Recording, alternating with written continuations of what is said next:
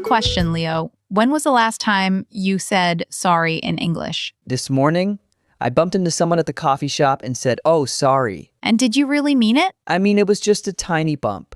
So not really. Exactly. And that is the problem. Sorry has become so automatic that it often sounds empty. If you use it for every little thing, native speakers stop hearing it.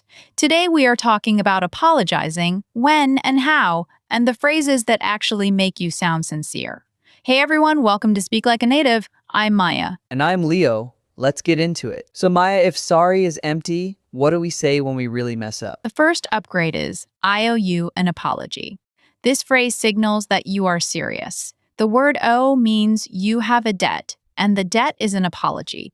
You are not using this because someone stepped into your path. You use it when you actually did something wrong. So I owe you an apology is like saying I need to pay you back with an apology. Exactly. That image helps. You would not pay someone with 1 penny for a big debt.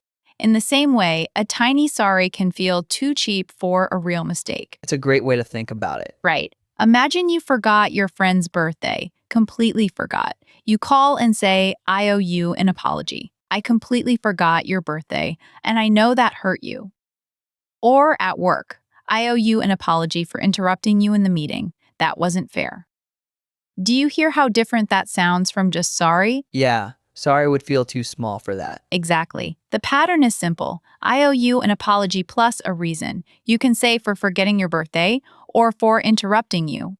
If you are not sure whether to use for, just use a full sentence after it. For example, I owe you an apology. I should not have said that. That makes sense. Could I try one? Go for it. I owe you an apology for being late to our lesson. Perfect. See? The ing form after for is correct. Many learners say for be late or for to be late, so you just fixed a very common mistake. But notice we already have a better pattern for being late. Nice job. Now, here is the part that surprises most people. The next phrase is even more powerful because it makes you take responsibility without hiding behind sorry. It is I should have. And in a moment, I am going to ask Leo to try it, and I have a feeling he might make the mistake 90% of learners make. Stay tuned. Now I'm nervous. Good. That means you're paying attention. So, I should have is used to point at the exact action you missed. You say it to show that you understand your mistake. Like I should have called you sooner. Perfect. Or, I should have checked a report before sending it. In both cases, you are showing the other person that you know exactly what you did wrong. That is what native speakers listen for. Not just the words I'm sorry, but whether you understand the impact. So an apology is more than the word sorry. Yes, it is a small explanation. If I forgot a meeting with a friend, I might say, I owe you an apology. I should have put the meeting in my calendar. Hear how strong that is? I do. You are not just being polite. You are telling me you get it. Now be careful with the grammar. The form is I should have plus the past participle. I should have called. I should have texted. I should have checked. Some learners say I should had called or I should have to call. Both are wrong. Guilty. I have said I should had before. You are definitely not alone. Spanish speakers sometimes confuse had and have because the structure is different in Spanish.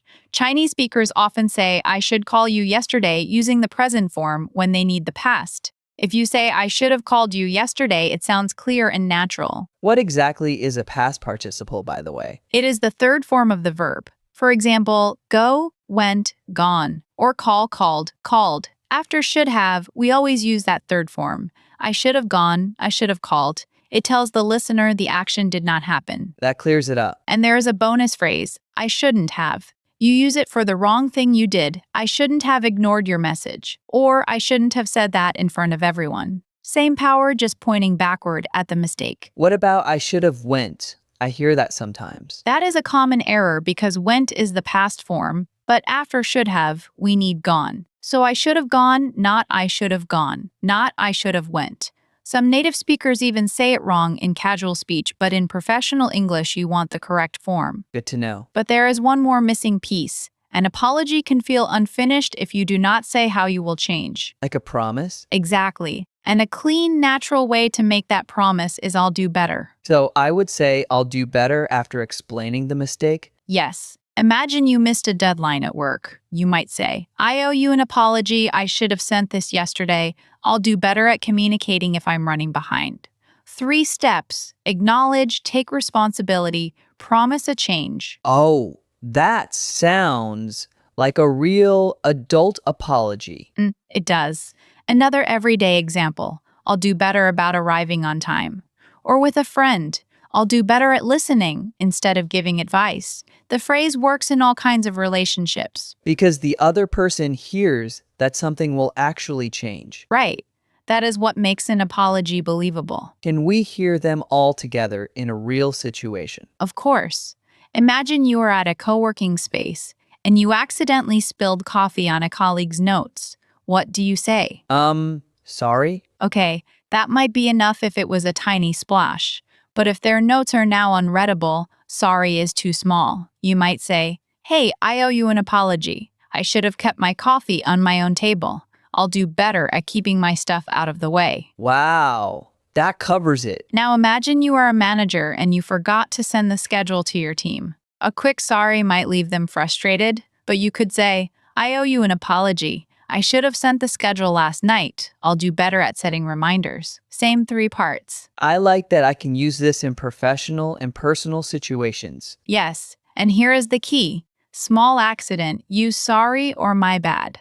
Real mistake, use the bigger phrase. What are the most common mistakes learners make when apologizing? A big one is using I apologize, you. That is wrong. You can say I apologize or I apologize to you. Spanish speakers sometimes say this because they translate directly from te pido disculpas. Another common one is I'm sorry for the late or I'm sorry I late.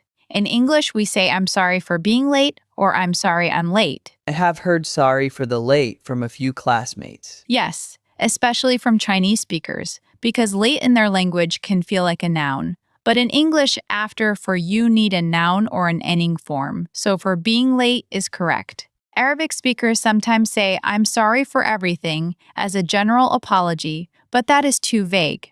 A strong apology needs a specific reason. That makes sense.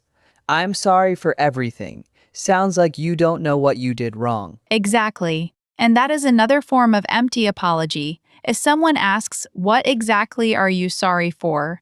You should be able to answer with one clear thing. What if I just say I'm very sorry and make my voice sad? Tone helps, but words carry more weight. If you only say I'm very sorry and never say what you are sorry for, it can still feel incomplete. The other person might think, are you sorry for the action or just sorry you got caught? Oh, that's an important difference. It is, so always add the specific reason. I'm very sorry for missing your event. That's already stronger than just I'm very sorry. Now for the cultural context, because this is where a lot of learners get confused. What do you mean? In some cultures, apologizing a lot is polite. In others, too much apologizing can make you sound less confident or less sincere. In American English, especially at work, people generally value clear, confident communication. If you overuse sorry for things that are not your fault, coworkers may start to see it as noise. So a woman who says sorry before asking a question in a meeting might sound less strong? That's a common view. Instead of sorry, can I ask something? Just say, can I ask something? Save the apology for when you actually interrupt someone or fail to follow through. In the UK and Canada, sorry is sometimes used more socially. People might say sorry when someone else bumps into them, but even then, that's not a real apology. It's social glue. So it depends on the context. Yes. And in American workplaces, a direct apology like I owe you an apology can actually increase respect because it shows you can take responsibility. It sounds mature. Over-apologizing can have the opposite effect. That's good to know. I used to think more sorry meant more polite. And that's the surprise. More sorry can mean less meaning. That's the trap. So if I bump into someone in New York, should I say I owe you an apology? No, please don't. That would sound like a movie scene. For a bump, oh sorry or my bad is enough. Save I owe you an apology for broken promises, forgotten commitments, or real hurt. Okay, so matching the size of the mistake is part of sounding natural. Exactly. That's the whole when in today's title. Okay, I want to practice. Can you give me a scenario? Sure, you borrowed your friend's jacket and forgot to return it for 2 weeks. What do you say? I owe you an apology. I should have returned your jacket earlier. I'll do better at remembering to give things back. That is excellent. You used all three pieces naturally. It feels a little heavy, but the situation kind of needs it. Right. Heavy for heavy situations. Now, let's try a smaller one. You are late to a lunch with a friend by 20 minutes. What do you say? I'm sorry I'm late. I should have left earlier. I'll do better at planning my time. Beautiful. That is a complete apology, but not too dramatic. This is really useful. I can hear how the three pieces fit together. Can you give me a more serious one? Wait, I think you mean I should give you one. Fair enough.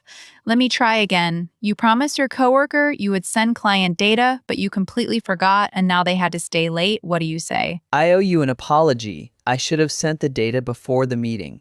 I'll do better at setting calendar reminders. Excellent. You acknowledged, took responsibility, and promised a change. If you just said sorry, your coworker would still be frustrated. Now here is your listener challenge. Think of one real thing you need to apologize for this week. Maybe to a friend, a coworker, or even yourself. Say it out loud using at least two of today's phrases. I owe you an apology, I should have, or I'll do better. Write it in the comments if you want. It will stick better if you actually say it. I'm going to do that. And if this conversation helped you stop the sorry habit, hit subscribe and the bell. We drop a new lesson every day, and you don't want to miss tomorrow's episode. Yes, subscribe so you don't have to say sorry to yourself for missing a lesson. That was smooth. So let's recap. For big mistakes, replace the empty sorry with I owe you an apology, add I should have plus the specific action you missed, then finish with I'll do better plus a small plan. And for tiny bumps, sorry or my bad is still fine. Exactly. Today's rule, when it matters, swap a quick sorry for a 3-part apology, acknowledge, take responsibility, and promise to do better. Well said. Thanks, Maya. Thanks for listening, and I'll see you next time.